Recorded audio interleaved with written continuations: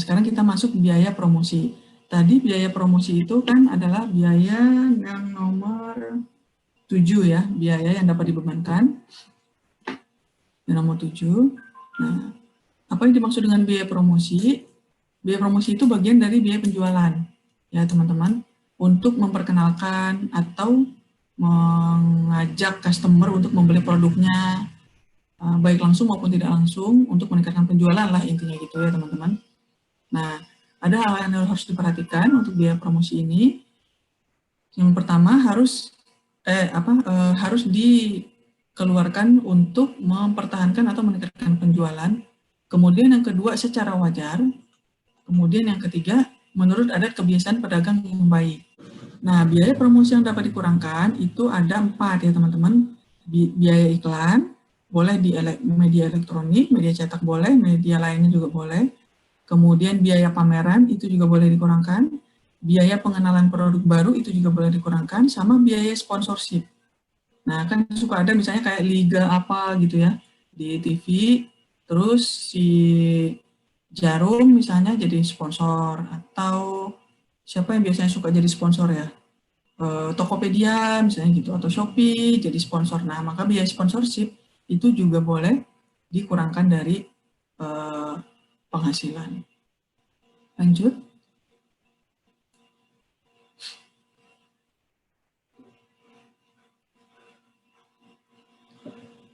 Nah, yang tidak boleh yang mana? Yang pertama, kalau dia tidak berkaitan langsung dengan penyelenggaraan kegiatan promosi. Jadi misalnya ada pemberian imbalan kepada orang lain atau kepada perusahaan, entah itu bentuknya uang, fasilitas, dengan nama dan bentuk apapun, tapi tidak berkaitan langsung dengan penyelenggaraan promosi itu, maka dia tidak boleh dibiayakan. Atau kalau biaya promosinya itu untuk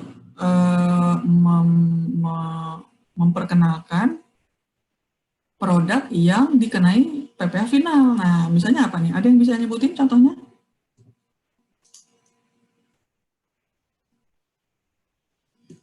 Ada nggak? Produk apa yang dikenakan PPh final? Produk apa, ayo?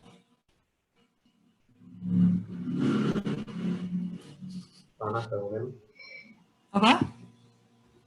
Jual tanah, jual bangunan. Nah, oke, ya betul sekali Mas Faisal ya. Apalagi ada yang bisa nyebutin lagi?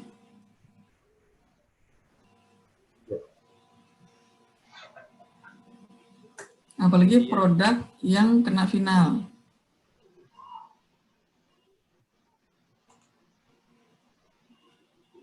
Ayo, masa udah lupa?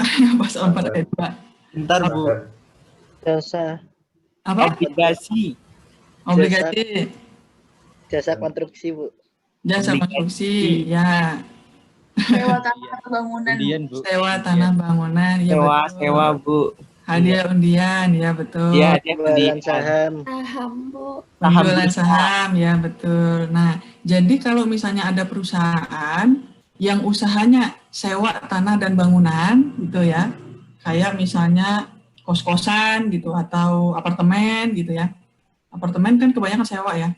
Saya punya apartemen, terus saya sewain kan gitu ya. Terus saya bikin iklan di Kompas, bukan di Kompas, di mana misalnya di detik.com misalnya gitu ya kan, saya bayar tuh ke detik.com biaya promosi untuk sewa apartemen saya. Nah, biaya promosi itu, biaya iklan itu saya tidak boleh biayakan gitu intinya teman-teman ya.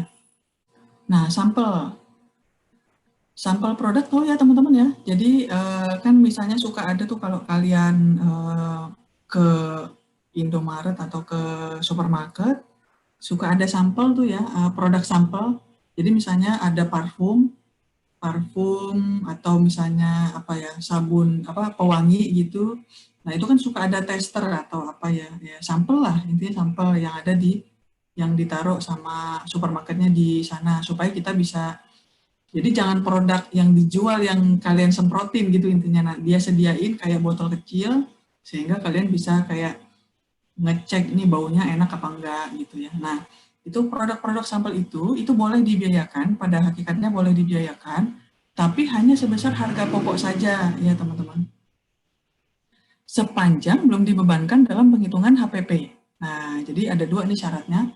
Yang pertama, hanya boleh sebesar harga pokok, bukan harga jual gitu ya. Harga pokok itu berarti ya HPP-nya, betul-betul hanya HPP. Kemudian, si sampel ini, si perusahaan mencatat produksi sampel ini. Sampel kan tidak untuk diperjualbelikan ya, tapi kan si perusahaan kan tetap memproduksi itu pasti ada biayanya, intinya gitu ya teman-teman.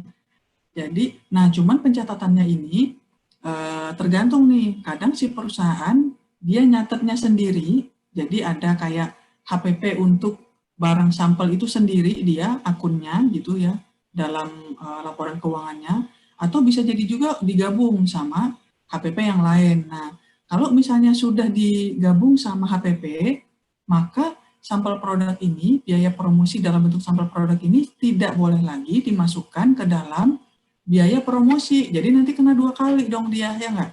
Di HPP dia udah dikurangin, nanti biaya promosi kurang lagi, nggak boleh. Kalau misalnya dia masukin biaya promosi, maka harus kita koreksi, intinya gitu. Ya, ini untuk sampel produk. Lanjut lagi, Mas Rama. Nah, berdasarkan PMK 02 tahun 2010, wajib pajak harus membuat daftar nominatif untuk pengeluaran biaya promosi yang dikeluarkan kepada pihak lain.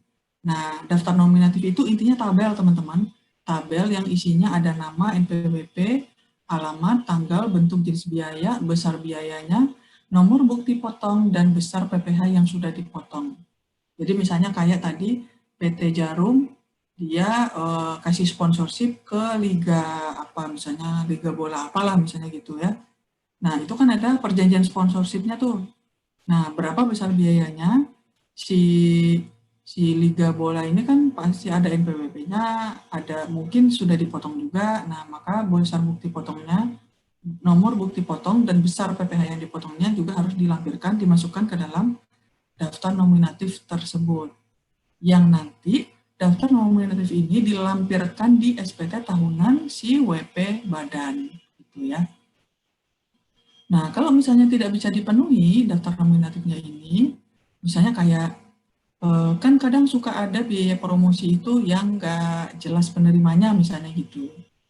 Atau mungkin biayanya, ya intinya banyak lah yang nggak jelas ya, maka tidak bisa dia masuk ke daftar nominatif. Jadi daftar nominatif ini harus ada isinya ya, nggak bisa daftarnya namanya doang, habis itu alamat tanggalnya strip-strip, NPWP nggak ada, biaya besar biayanya nggak ada, nomor bukti potong nggak ada. Nah itu juga nggak boleh ya. Jadi intinya setiap pengeluaran yang dikeluarkan untuk biaya promosi tadi itu harus bisa dipertanggungjawabkan, intinya gitu. Kalau tidak bisa berarti tidak boleh masuk ke daftar nominatif ini dan harus dikoreksi. Itu ya teman-teman, tidak boleh dikurangkan. Lanjut.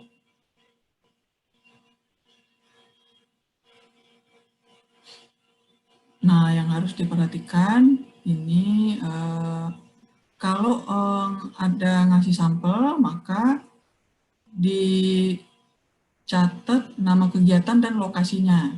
Kadang kan suka ada tuh mungkin ya, ada perusahaan itu yang dia ngasih sampel di acara pameran misalnya, atau di acara Car Free Day misalnya gitu ya, atau acara apalagi ya, pokoknya ada event-event sesuatu, maka nama kegiatan dan lokasinya harus dicantumkan. Terutama nih kayak misalnya pedagang kue misalnya gitu ya, perusahaan kue, kadang kan dia suka tuh ngasih tester, ngasih sampel ke pengunjung pameran atau pengunjung Car Free Day gitu, maka dicantumkan. Nah, kalau di bentuknya sponsorship harus dicantumkan informasi kontrak atau perjanjian sponsorshipnya.